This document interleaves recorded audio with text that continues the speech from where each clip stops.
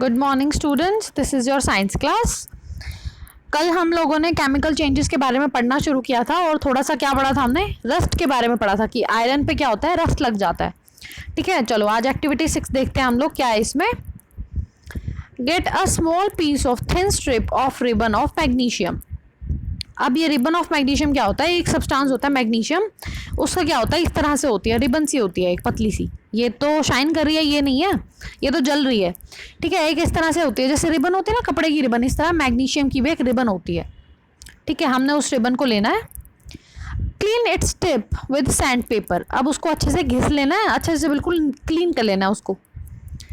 Bring the tip near a candle flame. अब उससे हमने क्या करना है, उसकी एक सिरे को हम एक साइड से पकड़ लेंगे। देखो जैसे ये इमेज में देखो क्या हो रहा है, यहाँ पे कैंडल जल रही है ये वाली, हमने एक सिरे को ऐसे चिमटी से पकड़ लिया, दूसरे सिरे को हमने क्या किया, कैंडल के पास लेके चले गए, फ्लेम के पास ले गए। It Burns with a brilliant white, कहाँ गया ये रहा, ब्रिलियंट वाइट लाइट। अब ये जब जलने लगता है ना तो बहुत बहुत ब्राइट वाइट लाइट सी चमकती है इसके अंदर, जैसे हमने इमेज में भी देखा अभी। When it completely burnt, it leave behind a powdery ash. अब जब ये पूरी तरह जल जाती है ना तो पता है कि नीचे क्या बच जाता है, ऐसे बच जाता है कि जैसे राख होती है ना, थोड़ी सी पाउडर पाउडर की फॉर्म में राख सी बच जाती है। ऐश मतलब राख कहते हैं। Does the ash look like the magnesium ribbon? तो अब जो मैग्नीशियम रिबन लिया था हमने उसको जला दिया, हमने उसको क्या किया, जला दिया। उसके बाद क्या बची, इसकी राख बच गई पाउडर की फॉर्म में। तो क्या ये मैग्नीशियम रिबन की तरह दिख रही है हमें? नहीं, क्योंकि ये पाउडर है, ये रिबन था, इसकी तरह तो नहीं दिख रही। The change can be represented by the following equation. अब इस चेंज को हम कैसे दिखाएंगे, कैसे रिप्रेजेंट करेंगे। अब रिबन से क्या बन गई, राख बन गई, तो ये क्या है, एक तरह का चेंज है। और ये किस में पढ़ रहे हैं हम, केमिकल चेंजेस पढ़ना शुरू किया हुआ है हमने, तो ये किस तरह का चेंज हो गया, केमिकल चेंज है ये। ठीक है, चलो इसको हम इस चेंज को कैसे रिप्रेजेंट करेंगे, कैसे दिखाएंगे कि क्या क्या रिएक्शन हुई है। Magnesium plus oxygen becomes magnesium oxide. Magnesium थी, मैग्नीशियम का रिबन था हमारे पास, जब हमने उसे आग लगाई, आग लगाते हैं तो आग लगने के लिए क्या चीज़ प्रेजेंट होनी चाहिए, हवा प्रेजेंट होनी चाहिए। हवा में क्या होनी चाहिए, ऑक्सीजन। अगर हमारी हवा में हमारे आसपास ऑक्सीजन प्रेजेंट नहीं होगी तो किसी भी चीज़ को आग नहीं लग सकती, कोई चीज़ जल नहीं सकती। ठीक है, ये बात आप याद रखना, किसी भी चीज़ को जलने के लिए ऑक्सीजन की ज़रूरत होती है। अगर वहाँ पर ऑक्सीजन नहीं है ना तो आग भी नहीं लगेगी। ठीक है, तो हमने क्या किया, लिया मैग्नीशियम लिया और ऑक्सीजन प्रेजेंट थी, मतलब आग लगाई तो ऑक्सीजन प्रेजेंट होएगी। तो जब मैग्नीशियम ऑक्सीजन मिले तो क्या चीज़ बनी, मैग्नीशियम ऑक्साइड, एक नई चीज़ बन गई। देखो अच्छा, अब ये लिखते कैसे होते हैं, देखो यहाँ पे रीड करो। The equation here are different from those of mathematics. अब हमने चैप्टर भी कौन सा शुरू किया हुआ अपना, मैथ्स में इक्वेशन शुरू किया हुआ ना, तो वो अलग ही इक्वेशन होती हैं, वो तो इक्वल टू साइन वाली होती हैं इक्वेशन। केमिस्ट्री में अलग से इक्वेशन होती है जिसमें क्या करते हैं, एक प्रोडक्ट लिखते हैं, प्लस का निशान लगाते हैं, दूसरा प्रोडक्ट लिखते हैं, फिर ऐसे एरो लगा देते हैं। इस एरो का क्या मतलब होता है कि इन दो चीज़ों से मिलके अब जो नई चीज़ बनी है वो यहाँ पे दिखाई जाएगी। इस एरो का मतलब होता है कि बन गई, इन दो चीज़ों को मिला के क्या बना यहाँ पे दिखेगा वो। ठीक है, in equations of this kind the arrow implies becomes. तो ये एरो का क्या मतलब होता है, इसका मतलब होता है बिकम, इन दो चीज़ों से मिलके क्या बना यहाँ पे आएगा वो। ठीक है, समझ रहे हो, ऐसे लिखा जाता है। तो एक प्रोडक्ट लिखा, प्लस लगाया, दूसरा प्रोडक्ट लिखा, बिकम्स। जब मैं रीड करूँगी ना, देखो ऐसे रीड करूँगी, मैग्नीशियम, रुको था ये रहा, मैग्नीशियम प्लस ऑक्सीजन बिकम, इस एरो को मैं ऐसे नहीं कहूँगी, एरो ऐसे रीड करा जाएगा, बिकम मैग्नीशियम ऑक्साइड। ठीक है, मैग्नीशियम और ऑक्सीजन को जब मिलाया तो मैग्नीशियम ऑक्साइड बन गया। जो हम बोल रहे हैं ना कि हमने मैग्नीशियम का रिबन लिया था वो वाला है ये, फिर हमने उसको जलाया तो ये वो ऑक्सीजन है। फिर जो हमने कहा कि वो ऐश बच गई, मतलब राख बच गई, वो क्या है, मैग्नीशियम ऑक्साइड है। Collect the ash and mix it with small amount of water. अब हमने क्या करना है, उस राख को एक बार थोड़ा सी इकट्ठी कर लो और उसके अंदर थोड़ा सा पानी मिला दो। Stir the mixture aqueous solution well. अब हमने उसे क्या करना है, घोल देना है।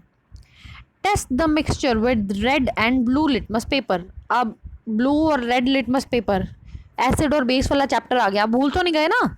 ब्लू और रेड लिटमस पेपर का क्या काम होता था, याद होना चाहिए। अब आपको मैं बार बार बताऊंगी नहीं। ठीक है, हमारे पास क्या सॉल्यूशन बन गया था, मैग्नीशियम ऑक्साइड MgO। जब हमने इसको एक ग्लास में डाल के रख लिया, इसको पानी में घोल लिया था ना इस राख को, अब हमने क्या किया, इसमें रेड लिटमस पेपर डाला। क्या red litmus paper blue colour का हो गया या फिर blue litmus paper red colour का हो गया, हमें बताना है कि क्या होएगा। अब हमें पता है कि ना मैग्नीशियम ऑक्साइड क्या होता है, वैसे मैं बता रही हूँ आपको, अभी हम आगे रीड करेंगे। मैग्नीशियम ऑक्साइड क्या होता है, एक बेस होता है, और बेस क्या होते हैं, मैंने आपको बताया था ना, ट्रिक बताई थी इसकी। बेस क्या होते हैं, ब्लू हो जाते हैं। ब्लू कैसे होंगे, रेड से होंगे। तो रेड लिटमस पेपर क्या हो जाएगा, ब्लू हो जाएगा। तो जब हम इसके अंदर डालेंगे रेड लिटमस पेपर को तो ये क्या होगा, ब्लू हो जाएगा। तो ये वाला करेक्ट है, ठीक है। On basis of this test how do you classify the aqueous solution, acidic और बेसिक। अब हम कैसे पता लगाएंगे कि एसिड है या बेस, सबसे पहले तो लिटमस पेपर से चेक कर लेंगे, पता लग ही जाएगा हमें। On dissolving the ash in water it forms a new substance. अब ये क्या बनेगा, जब हमने ऐश को पानी में घोल दिया था, उस मैग्नीशियम ऑक्साइड को जब हमने पानी में घोला वाटर में, तो एक नई चीज़ बन गई। अब ऐसा नहीं है कि मैग्नीशियम ऑक्साइड को हमने वाटर में घोल लिया तो फिर से मैग्नीशियम बन जाएगा, नहीं, ऐसा नहीं होता। मैग्नीशियम ऑक्साइड, उस राख को जब हमने पानी में घोला तो एक नई चीज़ बन गई।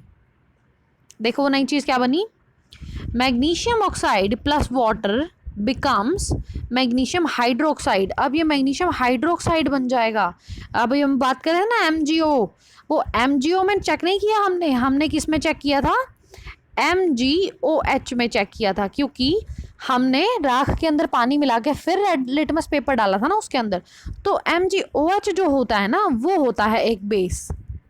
तो ये क्या करेगा, रेड लिटमस पेपर को ब्लू में कन्वर्ट कर देगा। समझ गए।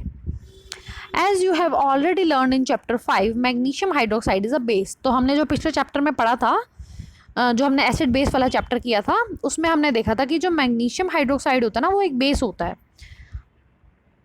ठीक है। So magnesium oxide is a new substance formed on burning magnesium. तो जब हमने मैग्नीशियम को जलाया तो मैग्नीशियम ऑक्साइड एक नई चीज़ बन गई। फिर जब हमने मैग्नीशियम के अंदर पानी घोला तो मैग्नीशियम हाइड्रोक्साइड एक नई चीज़ बन गई। Is another a new substance formed by mixing magnesium oxide with water, ठीक है। तो जब एक चीज़ को हम दूसरी चीज़ में मिला रहे हैं तो ये नई नई चीज़ें बन के आ रही हैं, ठीक है। तो ये क्या होते हैं, ये केमिकल चेंजेस होते हैं, केमिकल रिएक्शंस होती हैं ये, ठीक है। चलो आज ये थोड़ी सी मुश्किल है एक्टिविटी, इसलिए बस एक ही एक्टिविटी करते हैं जिसको अच्छे से आप लोगों ने क्या करना है, रीड करना है। कल संडे है तो इसलिए आपके पास टाइम भी होगा। इस एक्टिविटी को अच्छे से रीड करो, समझो कि किस बारे में कह रही है, और जो अभी तक चैप्टर किया हमने वो भी पूरा रीड कर लेना, ठीक है। इतना ही करते हैं आज, थोड़ी सी मुझे लग रहा था कि ये मुश्किल एक्टिविटी, इसलिए मैंने इतनी ही पढ़ा रही हूँ आज, ठीक है। चलो होमवर्क देख लो। वर्ड ट्रांसलेशन आपने 1 to 20 कर लेने हैं, रीड आउट कर लेना इनको।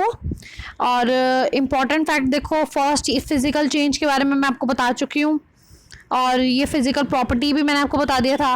रस्ट के बारे में वैसे तो हमने थोड़ा सा पढ़ा है कि रस्ट आयरन पे लग जाता है, क्या होता है, बाकी डिटेल रस्टिंग होती क्या है, कैसे लगता है रस्ट, और उसको कैसे ठीक कर सकते हैं, ये सब हम इसी चैप्टर में आगे पढ़ेंगे। बस थोड़ी सी वैसे डेफिनेशन पढ़ लो आप इसकी।